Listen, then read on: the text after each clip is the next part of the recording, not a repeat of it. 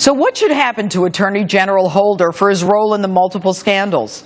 Joining me now is South Carolina Congressman Trey Gowdy, who sits on both the Judiciary and the House Oversight Committees and is himself a former federal prosecutor, United States Attorney, and District Attorney. It's good to see you, Congressman. Thanks for being with us.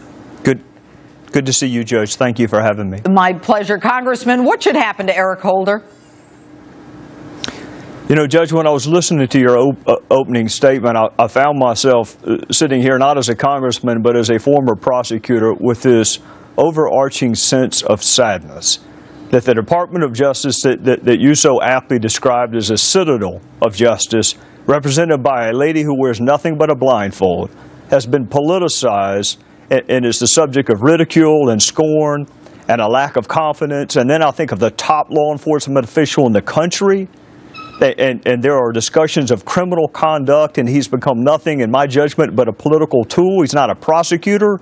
He's a political sycophant for the progressive movement. And it is sad. Politics aside, it is sad. I wanted him gone a year ago. But Judge, we had a chance in November, and apparently I failed to persuade enough of our fellow citizens that we need a new top prosecutor. He needs to leave in whatever manner.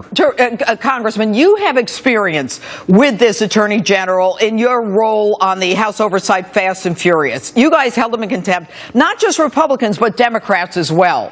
And now we've got another scandal, another scandal. What do you say to people who say, oh, this is nothing but politics? I mean, you know, you have honor for the Department of Justice. I do. I'm in awe of the Department of Justice.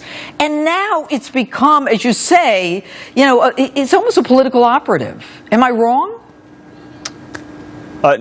No, you are. And when people say it's political, I point them to the U.S. Attorney in South Carolina, who is to the left of Chairman Mao politically. He's to the left of Eric Holder.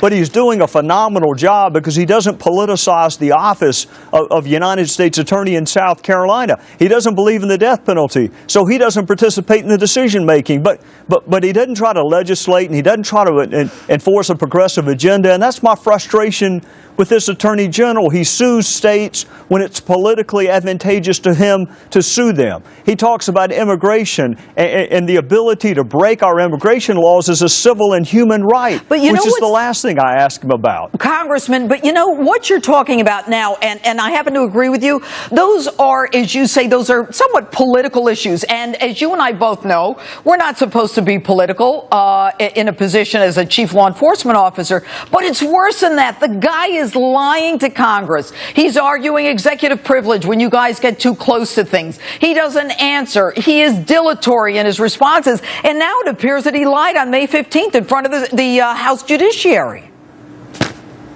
Well, you know, Judge, when you are asked about an ongoing investigation, the proper response is no comment. If you feel compelled to respond, you need to respond accurately. And Chairman Goodlatte and Chairman Sensenbrenner have written the Attorney General, which itself is sad, that the Chairman of House Judiciary has had to write the Attorney General and ask him to clarify what appears to certainly be false, misleading testimony before a committee of Congress. And then the naming of a reporter as an aider and abettor and a co-conspirator, both of which are criminal charges. But yet you don't indict him, so you don't give him a forum to clear his name. You just malign him in an affidavit in support of a search warrant, and you walk away. Okay, I've got a heart out. It's so true. 6E, I mean, you know it. You don't do that. Congressman Gowdy, it's always good to have you on the show. Thanks for being with us. Yes, ma'am. Thank you. You're welcome.